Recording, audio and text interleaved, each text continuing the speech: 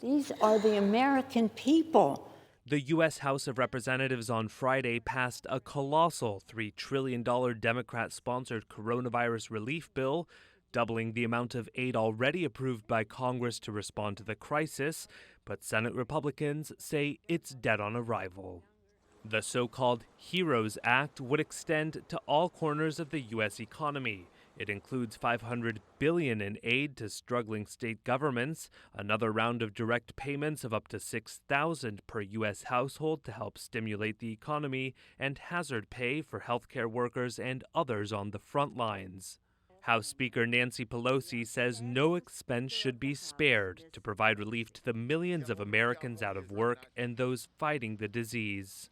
Let us come together and give them a real signal that we care by allocating the resources to meet their needs. The bill also allows the Speaker to temporarily implement remote proxy voting for 45 days. Republicans say the measure is unconstitutional and that the House should return to Washington, like the Republican-led Senate, but Democrats say it's more important to slow the spread of the virus in Washington, which is under lockdown until June 8th. GOP Oklahoma Congressman Tom Cole opposes the aid package, likening it to a Christmas wish list. It would make more sense, in my view, Madam Speaker, to just send it straight to Santa Claus than to send it to the United States Senate. Have a better chance of becoming law that way. Pelosi hit back at that notion. This is not a Christmas tree. There's nothing joyful about this. But congressional rising star, New York Democrat Alexandria Ocasio-Cortez says the bill doesn't go far enough on progressive issues. We need to do more. We need to make sure that people get recurring payments, multiple stimulus checks to get through this. We need to make sure that people feel safe in their housing.